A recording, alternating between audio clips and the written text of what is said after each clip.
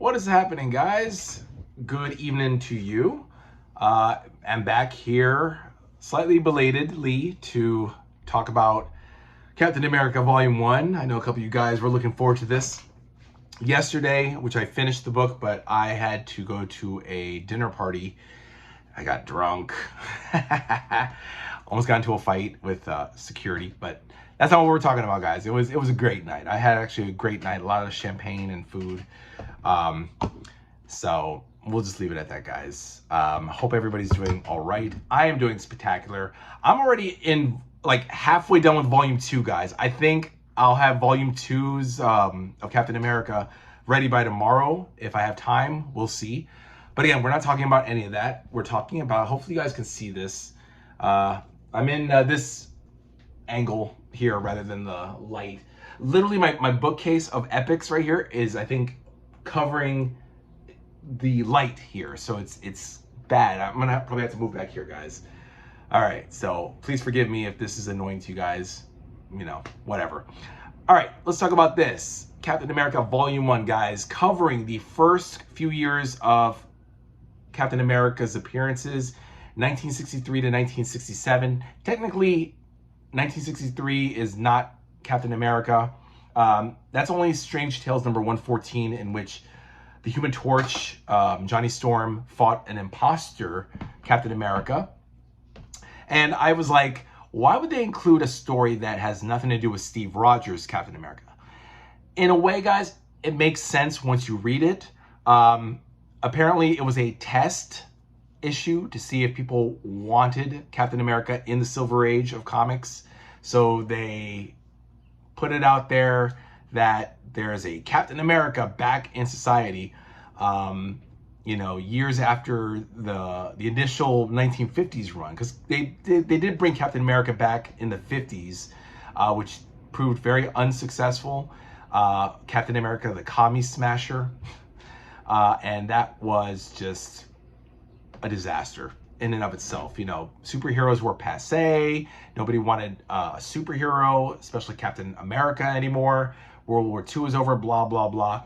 So in 1963, in Strange Tales 114, they decided, let's bring out Captain America, but not Steve Rogers yet, and see how people reacted to it. And then at the end of the issue, they asked, hey, readers of Marvel, would you like to see Captain America come back in the Marvel Universe?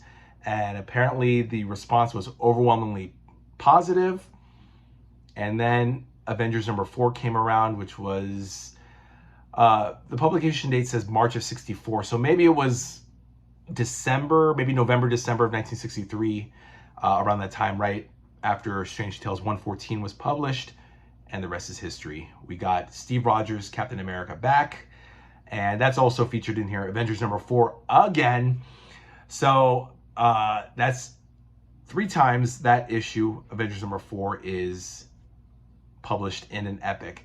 By the way, guys, real quick blip here. I'm actually going to work on a special video on triple dipping books. I actually discovered there are at least 10 stories, 10 issues that you can find 3 times in 3 different epics. So I'm going to do like a little fun video, kind of like the top 10 or top 15 epics we need to get. So one of those things that is not a book review, guys. I know I've been promising for a long time that I'm going to give you guys a new video. So I'm going to make you guys happy. I'm going to do that little thing. It's fun. I'm coming up with a lot of ideas. So, okay, but anyway, back to Captain America Volume 1. I say I digress, guys. But good things are coming, so stay tuned, I promise. So yeah, we get a bunch of early appearances, first appearances, including this character, Batroc, the Leaper. We get the first appearance of AIM. They were originally called Them, which I did not know about. I did not know that they were first known as Them, and then they just gradually became AIM, the Advanced Idea Mechanics. They still kind of use them as, I hate using the word kind of, they use the name Them, but then they slowly segued into AIM. It's like Them became AIM, but Them and AIM are 2 separate entities that became one, and now nobody talks about Them. It's just AIM, which was pretty interesting. I found out while reading this, it it was AIM who not resurrected, but they found Red Skull, the Red Skull, who also makes his first appearance in the Silver Age in this volume, that AIM had found Red Skull, and that Red Skull had promised to help AIM fight Captain America, but of course you can't trust Red Skull. Red Skull betrays AIM and, you know, goes off on his own. He fucks with them. So villain teaming up with a villain, and one of the villains fucks with the villain, you know, kind of funny in a way. There's a lot of Red Skull in this. A lot of, at one point, I forget which issue, but they do feature in the beginning a little bit of Captain America once he's resurrected, once he's thawed out. They don't show as many Avengers. They show the Avengers in a couple issues, but Stan Lee had this edict that since Captain America, Thor, and Iron Man had their own series, they really don't need to be Avengers. That's why they were cut out of the Avengers. But every now and then there was a crossover between Avengers and Captain America, Iron Man, Thor, or whatever. But he tried his best to keep them all separate. And every now and then, when the need arose, that they would come back together. But and I kind of like that. I actually do like that Captain America wasn't really with the Avengers. Jarvis makes an appearance here or two. You know, Cap is in the mansion every now and then, but every once in a while he's in a hotel suite. You know, it's just Cap being Cap. Cap is dealing with Red Skull later on in the present, but also in the past. At what was it? A few issues they have him, you know, Tales of World War II. Him and Bucky, Captain America and Bucky fighting Baron Zemo or fighting Red Skull in the past. And then suddenly it's like, okay, now we've told those stories. Now it's Cap in the present day. Cap is fighting, you know, dealing with the 60s, fighting villains of the 1960s. He meets Sharon Carter, who is Agent 13, and for some reason she doesn't tell him her name, you know, even though they're dating. But of course it's because she's a SHIELD agent and she doesn't want to get too close to him. But of course they fall in love. Man, at one point, like, Steve is like, I love you. I don't know your name, but I love you and I want to marry you. He even proposes to her, and she turns him down. And he's like heartbroken. He's like, I need to go on a mission to forget this bitch because she turned me down. You know, very unrealistic soap opera stuff. You know, it's one thing if Stan Lee's not writing like a cartoon, you know, from all these cartoons back in the day, he's writing like it's a soap opera. If it's not a daytime soap opera, he's writing like it's Leave It to Beaver or some ridiculous sitcom like Hogan's Heroes, you know, when he's writing the Nazis or whatever. You know, I do like Stan Lee sometimes. Some of his writing in this is really good in that he really finds his stock and trade with writing military stuff. Like during the World War II segments, it's still corny and cheesy. I have to remind myself that because I'm reading volume 2 now. I've already read half of volume 2, and man, guys, Stan Lee's writing is like exponentially better. And I'll probably talk about that tomorrow when I finish volume 2. But right now we're talking about volume 1, and Stan Lee's still very sugary sweet with his writing, a lot of inconsequential stuff, a lot of throwaway stuff. But in some cases, he's gearing towards some meaningful stuff. The Cosmic Cube saga with the Red Skull is actually told very well. Some stuff with Baron Zemo. I mean, all it is just Baron Zemo and Red Skull. That's pretty much what he's dealing with. Or it's Bucky and more Bucky. What else? Oh, MODOK. MODOK is introduced around issue 94. And what else? 95, 96 was also a two-parter. I don't know, guys. Again, I posted the in the community tabs the rundown.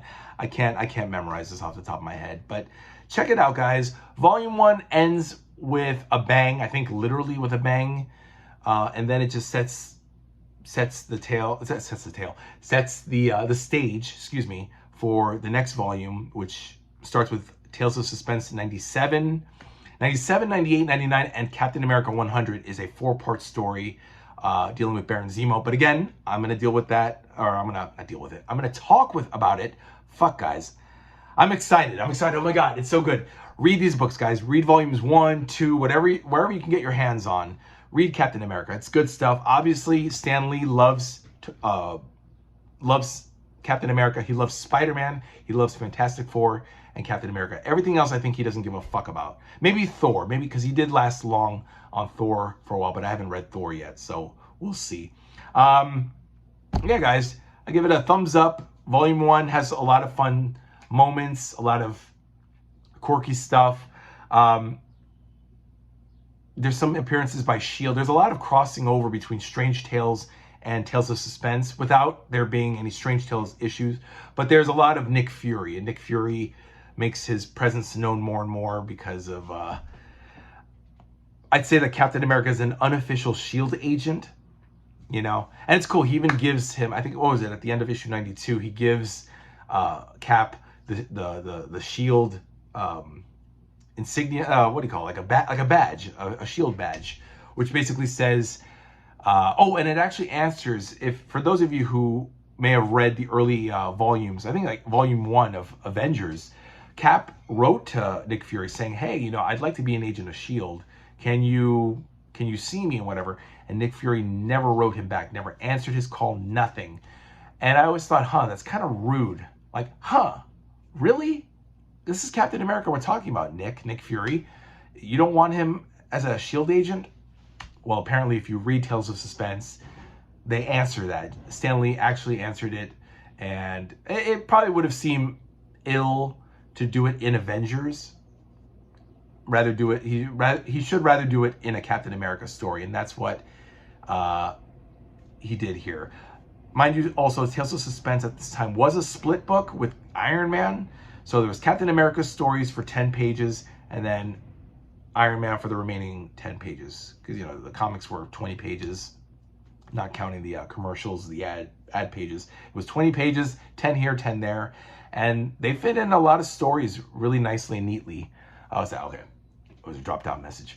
So that's it, guys. I'm now at that point that I'm rambling. Check it out. Captain America. It's pretty much written by Jack Kirby. Oh, by the way, I want to say this, guys. Issue 87 is the only issue written by Roy Thomas. And I realize now, while I still think Stan Lee is not a great writer, a lot of the blame can be foisted upon Roy Thomas. Roy Thomas, whatever he got his hands on, is very long-winded, very inconsequential, very like who cares? Read issue 87 if you guys, Tales of Suspense number 87, and you'll see what I mean. It's the same problem I had with Sergeant Fury Volume 2, Berlin Breakout.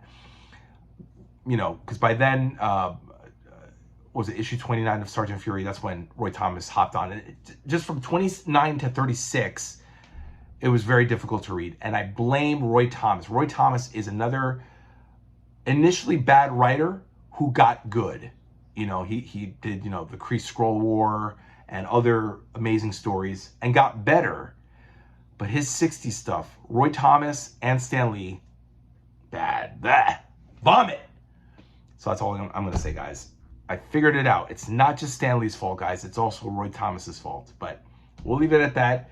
It's still fun to read.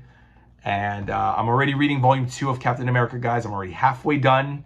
I'm already up to like 110 I just need to read 110 to 119 and then the Not Bren Eck 3 and 12 of Volume 2.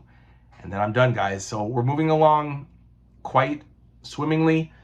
And by the way, a new epic just came in, and I'm going to do a quick short on that in a matter of minutes, guys. So have a good night. Have a good day. Peace and love. And I will hopefully see you tomorrow for Volume 2's book review. All right, guys. Take care now. Bye-bye.